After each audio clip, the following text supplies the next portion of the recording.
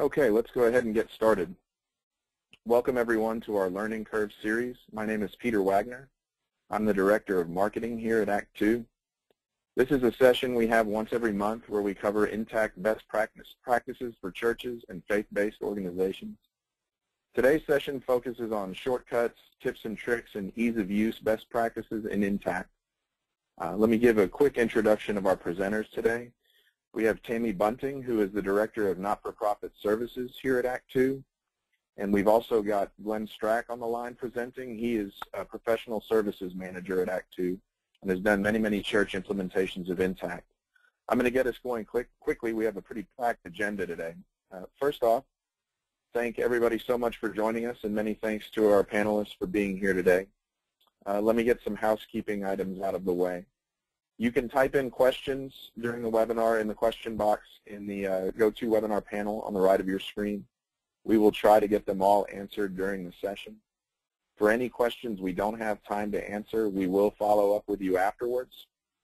You'll all receive copies of both the recording of this webinar along with some other resources that Tammy and Glenn will cover. For those who aren't familiar with Act 2, we are an Intacct partner and value-added reseller of Intacct. We were named Intacct's Overall Partner of the Year for 2014. We also provide finance and accounting outsourcing to companies and churches where we take on all or some of an organization's finance function, and we use Intacct as the platform for those services. So without further ado, I'll hand it over to Tammy Bunting. Tammy? Well, I'm so excited everyone has come to join us today because Glenn has some really cool things he's going to show us. And Linda Reich also has helped in this presentation. She's not able to be on the call today, but she was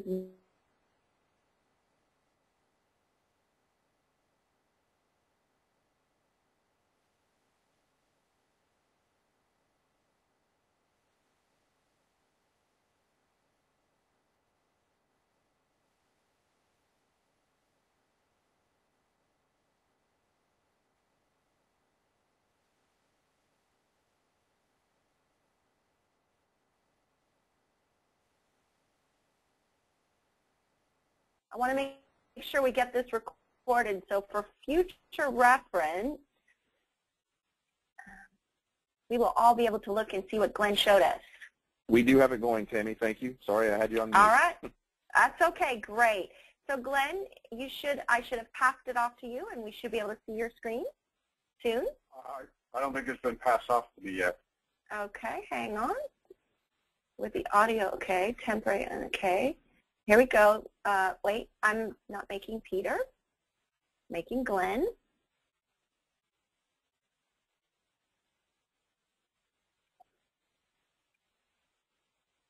Glenn, you should have received it. Peter, maybe you can pass it off to him just in case something funky is going on from my end. There it is. Okay. You'll see my screen. We see it. All right, perfect. Well, let's get started. As Peter said, we have a lot to cover. So today we're going to talk about Intacct tips, tricks, shortcuts. A lot of this will apply to a lot of people. Some won't apply to specific people, but there's a lot of good information here. I'm sure everyone will find something that will make their job a little bit more efficient and effective. So let's scroll on down. We have the table of contents, which I'm not going to go through this table of contents. We'll go through it as we get into this. But Peter will be sending out a copy of this document to everyone probably tomorrow. So let's just jump right into it. And we're going to start with an item that's not in the table of contents, a bonus tip, so to speak. And let's talk about how to search list views. So list views are throughout the Intacct product, and it's very powerful, a good way to get information. Inside of Intacct, there's a couple wildcard characters. One, a lot of people are familiar with. The other, very few people are familiar with. So I just want to bring that to your attention today. Let's start with the percentage sign first. So it's a wildcard. It's used for wildcard searches and replaces any number of characters. So if I was to come here to this list view, and I'm in the chart of accounts, I could put, if I just type O, it's going to give me every title that starts with the letter O. I can clear all filters up here. And then I could use a wildcard again. I could say %, and that would replace any number of characters. And then I could put CARD.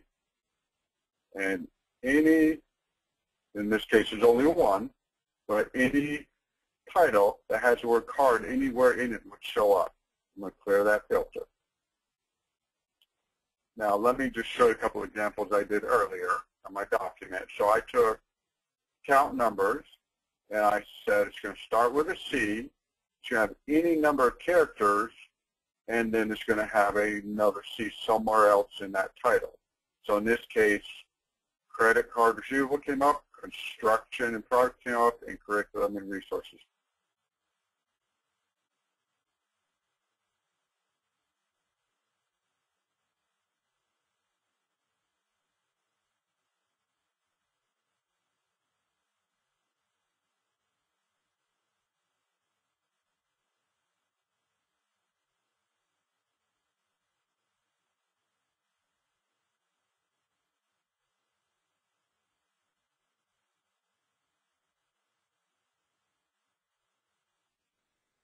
So in this case, I said any title that begins with the letter A, and I put 2 underscores there, and then followed by an R, followed by another underscore, which could be any character, followed by an E.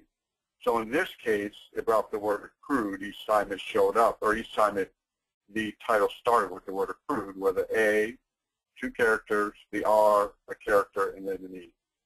Over here, I've combined the percentage and the underscore. So I'm saying, regardless of what this vendor name started with, if anywhere in this vendor name there's an A followed by some character followed by C, display it.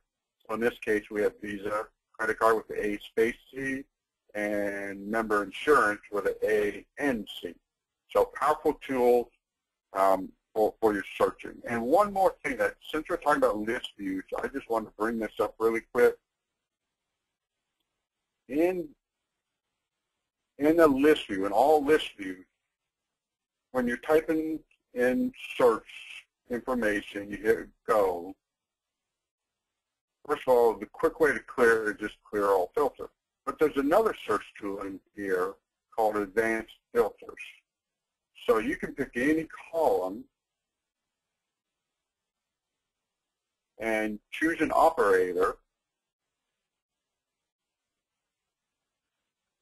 and put the value in. And you can combine these, so you can have a fairly complex advanced filter to narrow down your data. Because over time, especially when it comes to areas like AP bills, you're going to have a long list of bills. And we're going to talk more about list view layers and particularly how to narrow down your AP bills or AR invoices, but one way to do it if you have this long list is through advanced filters. If you're looking for specific data. All right, let me pull this back over. And we're going to scroll on down to our first official topic, and that is reporting periods. So before I jump into this, let me just talk about the distinction between reporting periods and system reporting periods. So if I go to company, in the first column down below, you'll see there are reporting periods and system reporting periods. You'll notice there's a plus in front of reporting periods indicating we can create new reporting periods anytime we want. Where system reporting periods, there's no plus in front of it because we don't have those rights. These are Intacct designated periods. So if I go look at these system reporting periods, these do not have specific ending and beginning dates. They're more generic. And if I use any of these in a report, the actual date period will change depending on when I run the report. In other words, current month, if I run a report that's current month in it today, it's going to give me a different date range than if I run that same report a year from now, a month from now, 3 quarters ago. So it's dependent on when I run the report. That's what will determine the specific date range. compare that to the reporting period, so the system reporting periods and reporting periods. The reporting periods, we can change, edit, add, delete, as we see fit. Now, these reporting periods have specific beginning dates and end dates. And they serve three main purposes within Intacct. Purpose number one we already mentioned, which is inside of financial report, I can hard code. I don't see this done very often, but occasionally, hard code a report so that the dates never change.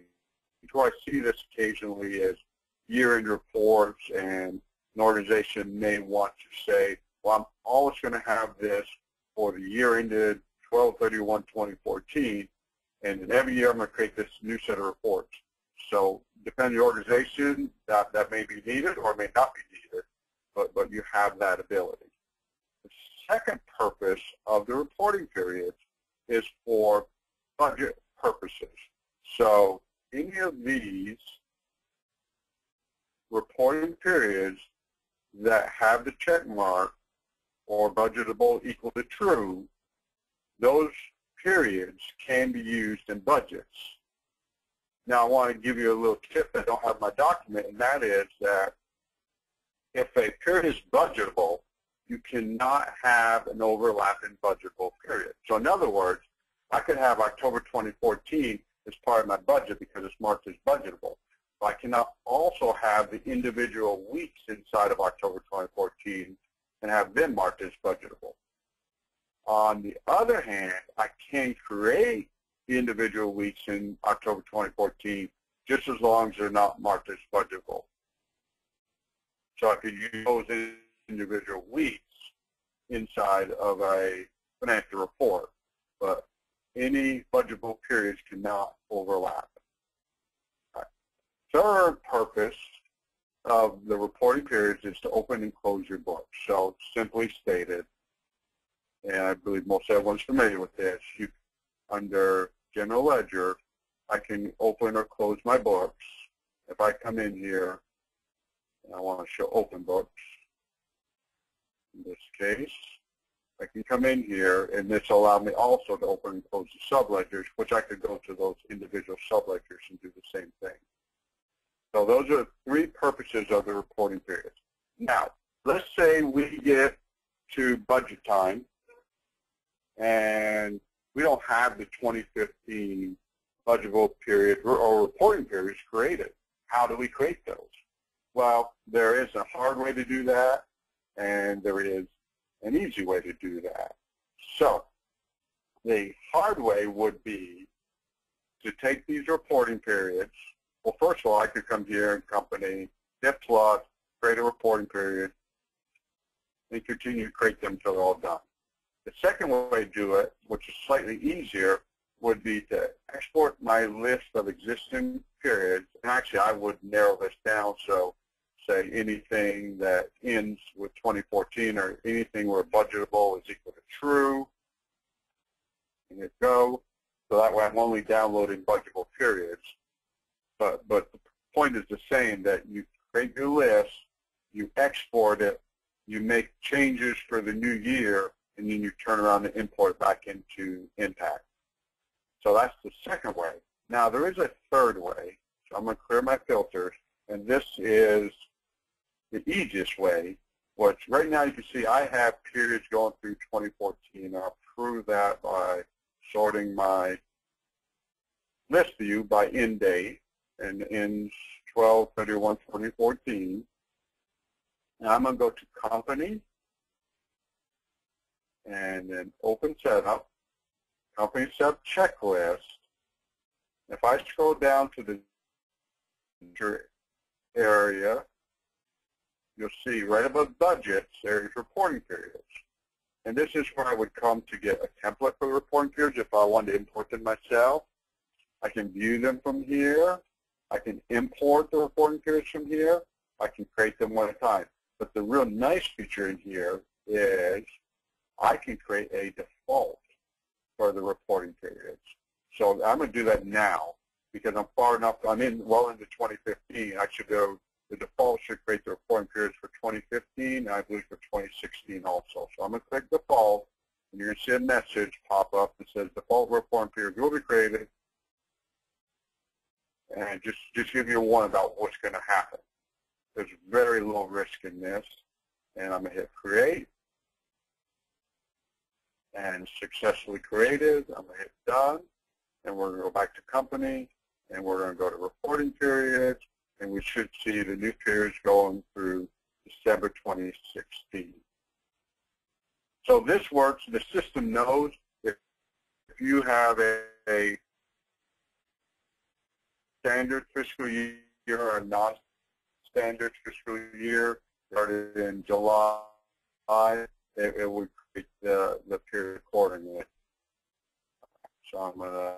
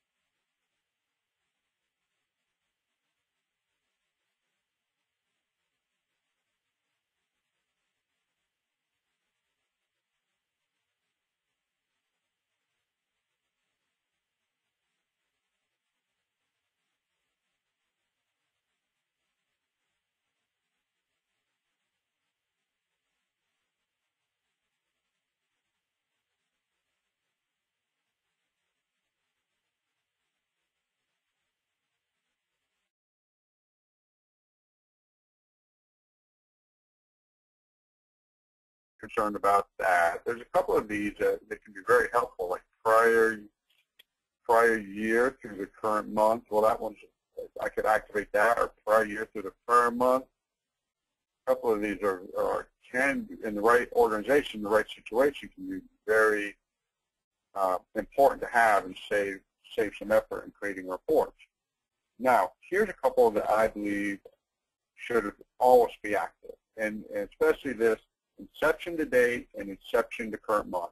So this is saying show me all time, all data up to the current date or up to the current month. So I'm going to go ahead and activate this inception to date. So now if I go to General Ledger, and I could also put it in a financial report, and I click this down arrow, I now have the option for inception to date, just like that, and it'll give me data all time up to today. So if I'm trying to figure out a ministry, let's say I want to know, has a particular ministry I don't already have a financial report for, and how much money have they brought in or expense during all time, I could run a general ledger report to see that, or a trial balance, or I could use this in a financial report. So that inception to date is a powerful tool that you can add easily. All right. Scrolling down to point number 3. So a lot of times in Intacct, yes. We've had a question come in, and you may have covered this, but I'm not positive. Is there any way to mask or filter out some of the system reporting periods so that they don't always show up in a list, like if you're on a fiscal year and don't need to see calendar year periods? Yeah, absolutely. So if we go to company system reporting periods, we can inactivate any one of these that we don't want to see. So just like the ones that are inactive, you can activate. The ones that are active, you can inactivate them so you don't see them anymore. And when you do inactivate them, it's easy enough to make them active later at a later time if you need them.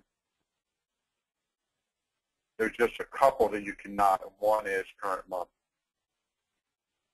That is always there. Great. All right, and glad to help. Right. So we'll move down to point number 3. So this doesn't impact everyone. It impacts a few people, maybe some administrators. A lot of times when you're going and you're in company users, and a person's email address has changed or their address has changed, especially email address, you can go into the user and hit edit and try to change that email address, but you're going to get an email or a message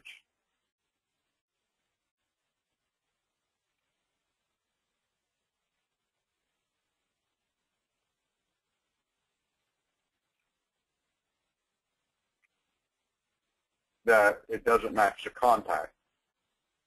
The contact's already associated with another email address.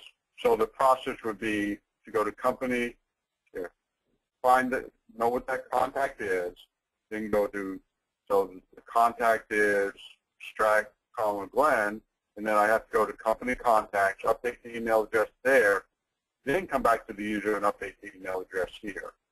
There are numerous steps to make a small change. Well, there is an easier way around that, and that easier way is go to company users, and if I update that email address or other information inside the individual's preferences, then it's going to update it in the contact and where appropriate, the user also for me. So it's one-stop shopping. And if I'm updating my own information, I can just go to my name on the top right hand and click my preferences and update it right there. So I don't have to go to the user tab. And that's what this is showing here. I can do it through my name or through the preference under the user's information. Scroll down to our fourth point, modifying screen. So this is true in all list views, but we make an emphasis, especially for AP, because it's the AP bill list and AR invoice list for certain organizations. Those lists can get very, very long, and you want to have some way to narrow those down. So, and this is just a point of how to do that. We just want to come back over here, and if I was to come to AP bills, and this is just a demo environment, so this list isn't too long, but the point is the same. When you come into Intacct and you click on View, you have some standard views, all recently viewed, recently modified, all recently modified. But then potentially you have some custom views that have been created. And the way those are created, first of all, I'm going to click on this custom view, and I can now come in and edit that custom view and make it different. Or I can create a brand new view. So I'm going to come in here and just show you the steps to create a new view. First of all, I can select any of the available fields. Now, in some list views, there's additional tables that are linked, and you'll have a list of different tables that you can select fields from. This one is pretty straightforward. It's just AP bill. And the second step is column sequence. So in my list view, I can drag and drop these columns from where I want. I can also rename the columns in the list view. So I can move them around and rename them. And that's how they'll permanently show up in the list view, if I choose that particular view. Thirdly, I can create filters. So I can say where the state is not equal to paid. So only show me bills that have not been paid. And you can put in numerous filters, and it'll connect them all by ANS. Thirdly, or the fourth step, I should say, is you can sort your results. So I can drag and drop these, and I can say ascending or descending, and start from top to bottom. They'll sort them as you have designated. And then the last step would be simply to give your view a name, and if you want to have all the users rights to see it, you would deploy it. Otherwise, you'll be the only one who can see that, and then you can give that description. So it's pretty straightforward process. It's only 5 steps, and that way you can create views. Now, one of the questions I get sometimes is, oh, I created this view, I really don't want to see it anymore, and there's no way here to delete it. And then literally there is no way here to delete it. So the way you do that is you can go through, depending on whether you have customization services or platform services, you can come to custom views and delete those views there. So someone with administrative rights will have to delete it. So we come over here and we screen prints that we've discussed, come down to the next step. Intacct, surprise, allows you to bookmark almost any screen in the system. So this can be a very useful tool. If I know I have pages that I'm going to all the time, I can come over to Intacct, click to the right of the star, and I can bookmark a page. So in this case, I'm going to say bookmark this page. And once it gives it a name, and then I can edit that name by clicking the pencil. And I'll just call it Custom View Delete. And hit enter. And now anytime I want, I can go to any bookmark that I've created. So in this case, I've created a Bill's bookmark. Oops, I just got logged out. Apologize for that.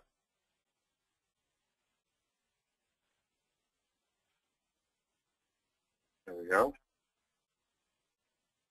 I can go to, one thing Intacct added not very long ago is these bookmarks, you can now go to a specific entry or a specific transaction would be a better way to put it. So I'm going to click on that, and it's going to bring me to this Lexis next bill that's been previously created. And if I want to, I could take that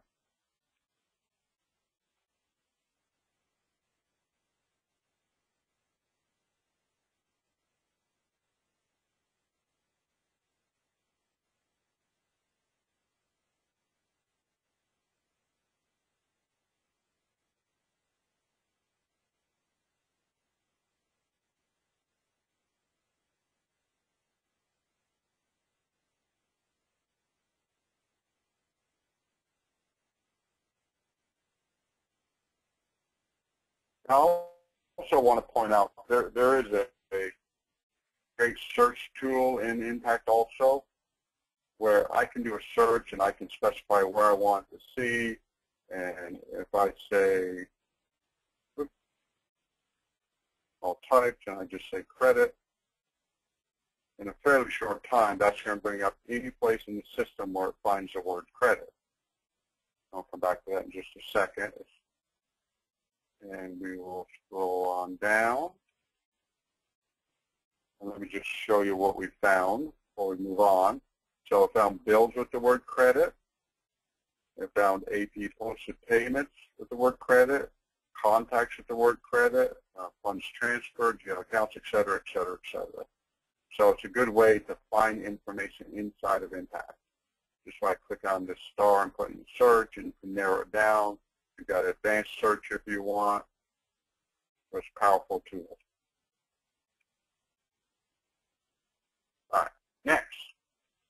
So a lot of times I hear clients saying, how do I open a second screen? And the way to do that will depend on the browser you're using and potentially whether you're using Windows-based or Apple-based hardware and software. So I just want to show you for Windows-based how we can do that fairly easily. Now, I'm going to skip down and look at IE is the easiest. So you just right-click on the tab and click Duplicate Tab. By far the easiest option. Firefox, you can click on a tab or on the lock and hit the control button. So let me just do this as I talk through it. So in this case, I'm going to click on the tab. I'm going to click the control button, the left mouse key, drag that over, and when the arrow shows up, I'm going to let go of the mouse and it duplicates that tab. Now, I recently found another way to do this. Whoops, grabbed the wrong document. Which works in Firefox or IE, and it's clicking Alt, D, and Enter. So let me just show you that one. So if I'm here, I'm going to hold down the Alt key, the D key, and for duplicate, and hit Enter. Boom, just like that. So that works in Firefox or IE, Alt, D, Enter. Now, I don't know if it works in all versions of those, but on my versions it works for IE and Firefox. All right, we'll scroll on down and go to the next topic. So we've had AP clerks who need to find information, and a lot of times they'll just go to the list view and do some searches. But Linda especially felt it was very important that we point out the difference between the AP or AR ledger opposed to the invoice analysis report. So the AP AR ledger will show you every invoice and every payment for any customer or vendor, which is very nice. But the analysis takes it another step further and shows you which general ledger account it hit. So if I was to come here and I go to accounts payable, we run the AP bills analysis as opposed to the ledger. And there's some nice options in here where I can group by the vendor, I can group by account number. For right now, let's just group by vendor. And obviously I can choose any time period I want. So I'm just going to say current year since my environment. And a quick view. Yep. Customize. Let me just choose inception to date. View. And that should come up fairly quickly. And so you see by vendor. And I can see which account it hit, and descriptions, etc. So it's a good way to get some information. So I could customize this, and I could just put American Express or a range of vendors in here and then run it and see if someone calls about a bill. It's an easy way to see why they have been billed. And the same holds true if you're an organization using AR or school, etc., where you can look at the invoices through the ledger or through the analysis reports. Scrolling down. All right, shortcut keys. Now I'm not going to go through these, but when you get this document, you can look through these, and it can be helpful. Some people just love keyboard shortcuts, and this can be very helpful, and not everyone knows about them. So I'm just going to scroll through this one. I do like this one right here where I'm going through it. Checkboxes, just hit the space bar and it checks or unchecks it. Scrolling on down. All right, I want to point out this. So in Intacct, and you see an example here, in the general ledger, in order to add a new account, let's say, you can click on accounts, and let's just do that. I could go to general ledger, click on accounts, and this should be true with bills, vendors, etc. Any place you need to add some information, a journal entry. But if I click on accounts, then I have a two-step process where the next step is to click add. On the other hand, I could just click this plus and it bring me right up to the accounts.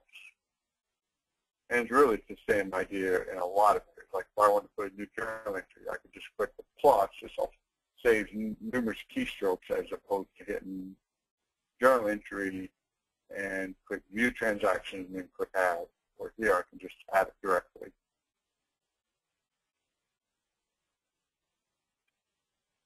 All right. And the same idea is for most data that I'm entering in the system, after I've entered it, I can click Save, or I can click Save and New, and the Save and New will save the information that I've just input and then bring up a new blank screen to create the next piece of information.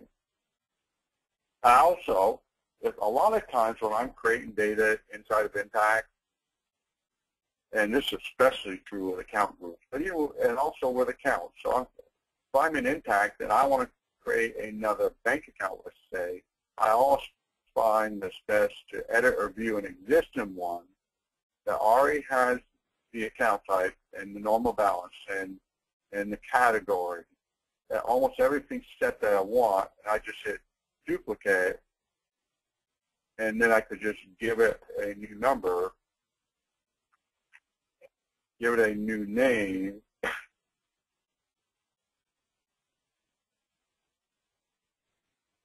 excuse me, and everything else is already set. So it's less chance for error, quicker input, and it is something that I use almost all the time when I'm creating new information.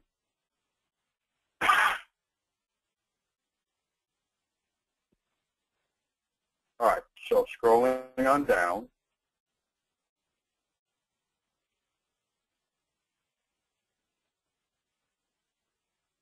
All right, selecting an item on my drop-down. So in drop-down lists, there's different ways to get your information that you want. And one, obviously, you can start typing the information you want. So if I was to do a new journal entry, general ledger, a new journal entry, and I would just say general. So here's a drop-down list. So I can just type in G, bring up general journal. If I was down here, and most people know about this, but coming in here and where we have more ministries, I can start typing in the ID or the name and it'll bring out whichever one's appropriate. So if I wanted care, I would type in C. So that brings up compassion and care, and CAR brings up all the names start with care. On the other hand, I could start typing in the ID and narrow it down if I knew that offhand and bring me up the group that's of IDs that start with 14-15.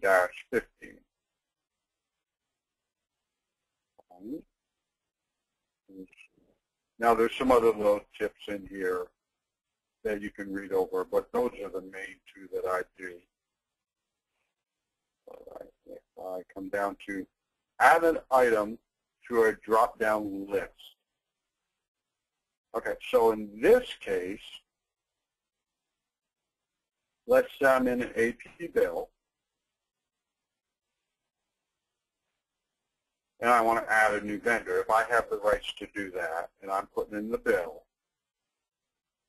I can come in here and just start typing. It doesn't come up, so I type it in completely. And then I can hit add, or I can just tab out of it. It's going to tell me it's inactive and asking if I'd like to add it. So if I hit OK, then it brings me right to the vendor add screen.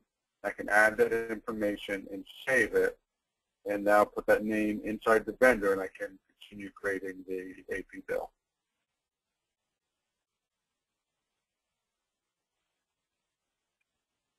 All right, and I'm going to scroll on down.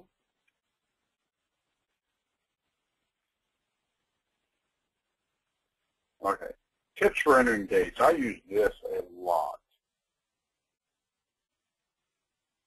So I can come in here and I have a date in there, and any date field, and I can type in Y to give me the first day of the year. If I want to go back 3 years, I can do YYY, and then I can do R for the end of the year, and then R for the end of the next year, and I can do month to go to the beginning of the month, and H to go to the end of the month. I can hit the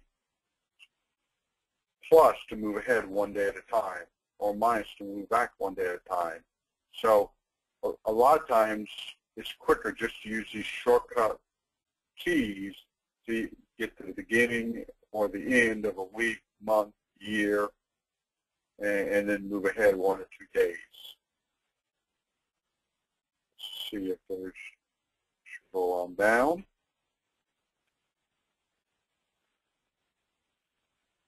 And you have some calendar. The down arrow will open or close a calendar.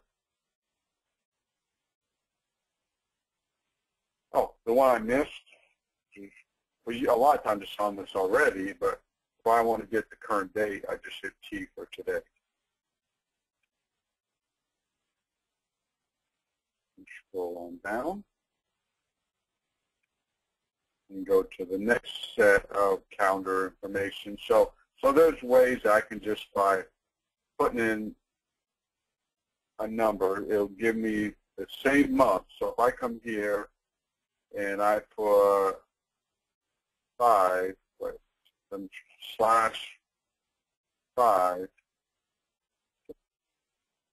let's play with that a little bit more. I found earlier was working. Oh, I know what it is. The calendar's got to be blank. So if I just put 5 tab, it puts in the 5th month with the current date. Or if that's, so, or if I do /6 tab, it puts in the 6th day of the current month and current year. And I can do the same thing with // and put the year in. All right, scrolling on down. And there's some calendar shortcuts, so I'll let you play with those. One nice feature in Intacct, if I'm putting in any numeric field, most numeric fields, I should say, I can use algorithmic functions to add up my subtract and multiply. I can hit a plus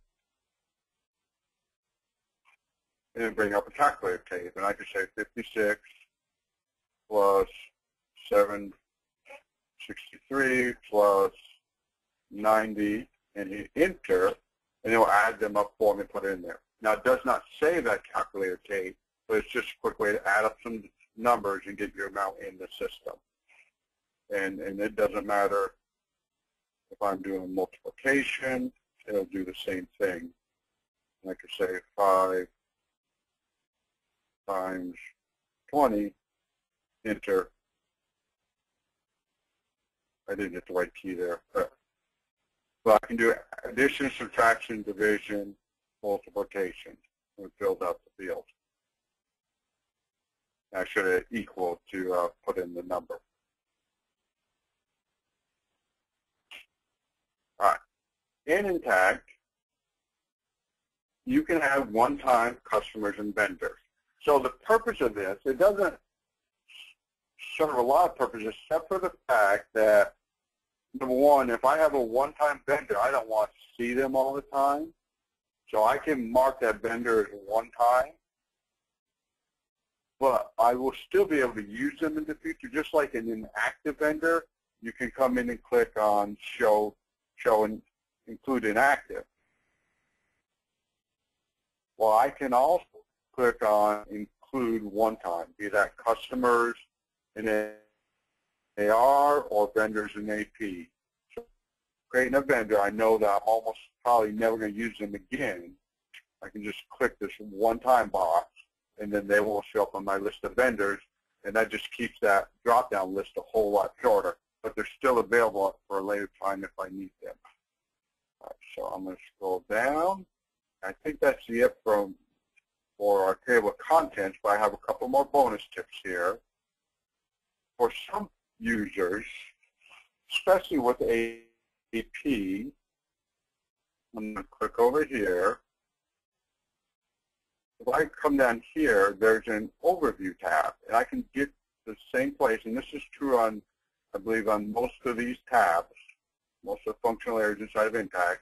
I can also just double-click on AP, and it will bring me up to the screen, which is a step-by-step process. So instead of coming here and figure out which one I need, this will walk you through the process where you enter a bill, select bills to pay, approve payments, print checks. So depending on the individual and how they like to input their information, this is a nice alternative. All right. And then I believe I have one more bonus tip on the last page. And this is one I believe people do not use enough. is, well, I'm in almost any page. So if I come here and I go to accounts payable and I go to bills and I click on this help screen, I can click on help on this page and it's going to give me information about this page and a whole help menu where I can search and look for information to assist me and get my job done. But also a lot of Intacct pages, when you click on this help page, they're going to have answers to specific questions that get asked a lot and that, you know, may not be something you do day in, day out, but you're going to run into it. And a lot of times this help screen will answer those types of questions, like how do I reverse a bill? Why can't I reclassify a particular transaction? How do I handle recurring bills? So you can click on these and they'll pop up a help screen that give you the answer to that specific question. Also keep in mind the Intacct has a help and training center. It has a learning center where you can go in and watch videos or take classes. When you first get into this, if you don't have a login, any user can request one right here. It takes, I believe, a day to get that. You can log in and watch videos and do online classes and get the whole training schedule here. So it is a great resource. And I encourage everyone to, if you haven't already, to create a login in there and take a look around. And then lastly, Intacct is great about every quarter coming out with a release. And these aren't just release in name. They're actual enhancements to the system. And it's always a good idea to look at these release notes once a quarter when they come out to see and here's a lot of the previous releases, and you can click on any one and read over the notes and see what's new in the product, because there's always new aspects, and Intacct works hard to keep the product up to date and to be the best it can be. So I encourage you to look at that. And the other place you can look at that is you can click on the home screen. It'll often have the release notes here also, along with other information. So here's your winter release notes, more recent ones. So Tammy, I believe that I'm passing it back over to you. But yes. I have a question. Yes. We had talked about single sign-on, and that is something I've never wrapped my hands around. Is that something quickly you can address? What does that mean to me as an Intacct user for that single sign-on? All right. Well, if I go to company information, I'm not expert on this, but I do know that under security tab, so under company information, admin privileges to see this, you can set up information about the company. We also have options, some security options in here. So you can define the timeout length and session duration. Now individuals can define some of this themselves under their preferences, but they cannot exceed what the company levels are.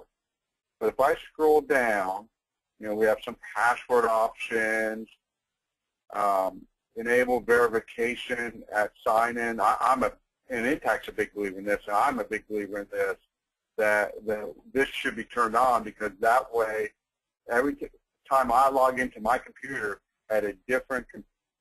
every time I log into Intacct at a different computer, it's going to send a message to my cell phone or to my email, whichever decide what code I need to put in, and then I can verify that computer to say, yes, don't ask me this question again. So I encourage all of our churches and all of our organizations to use this. But if we come down here, we have single sign-on. And like I said, I'm not an expert on this. I'd have to do the research, but in essence, you can turn on this simple and it gives you some other options, and we can find out some more information about that, Tammy, if you need that. Yeah, that might be something. I don't know if anybody, I just have never engaged or worked with this, but I know Intacct, every time we speak with them, they talk about how great that is, and I know we jump around to multiple environments. What does that mean for us? So that might be something we can do a little bit of research on and send that on. Peter, do we have any other questions?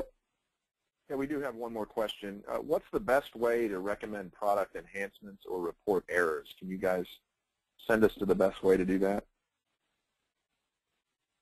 Yes, so if you want to report errors, I would do that through your Intacct support, whether your support is Intacct directly or whether it's Act 2 or some other Intacct provider, you report errors to your support desk.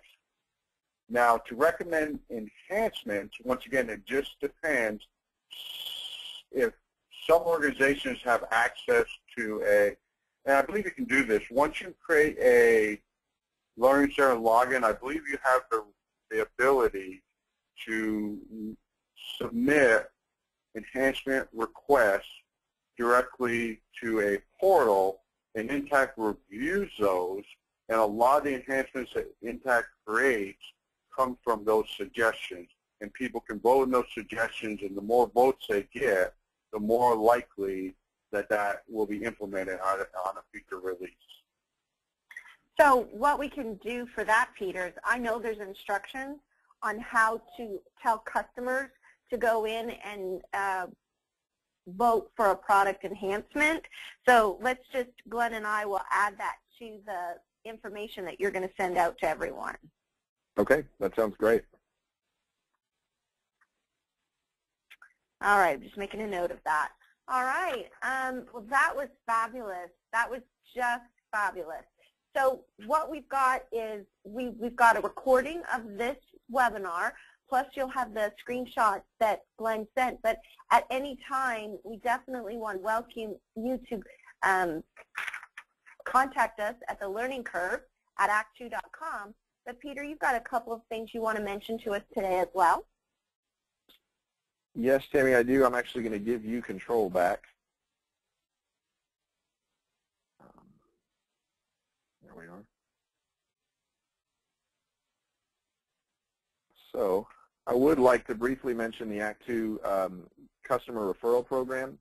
We'd like to reward our customers and partners for referring business to us. And so we're offering a $25 Amazon gift card for each and every referral that you send our way. And if that referral signs on with us either to implement Intacct or take advantage of our outsourcing services or any other products we offer, we will then give you $500 on an American Express gift card that you can spend anywhere that you'd like. So you can see some of the places on the slide where referral business can come from, whether it's professional contacts, companies and organizations you do business with, friends and family, vendors. We encourage you to take advantage of this program. We've already had some folks take advantage of it, and they have been rewarded for it. So we're very excited about that. You can go to act2.com/referral in order to fill that out, or you can also just contact us at the Learning Curve email or contact any one of us directly. We'd also like to hear from you. You can submit questions or suggested topics for these Learning Curve sessions in our LinkedIn group. You can also, and I'll include a link to that group in our follow-up email in case that you're not already a member of the group.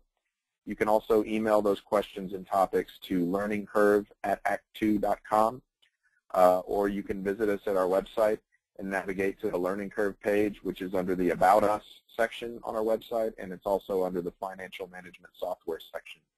So this webinar series is really less of a webinar and more of a working session is how we'd like to see it. So it's designed for you, and so please give us feedback on how it can best work for you. And that's all I have. Thanks so much, Glenn and Linda, for putting together that document. And Tammy, thank you for helping us out with yet another one of these. Yeah, and thank you so much, Glenn. We really appreciate your time and energy to put in to put all that together for us. Really appreciate it. So everyone have a good rest of the afternoon. Thanks, everybody.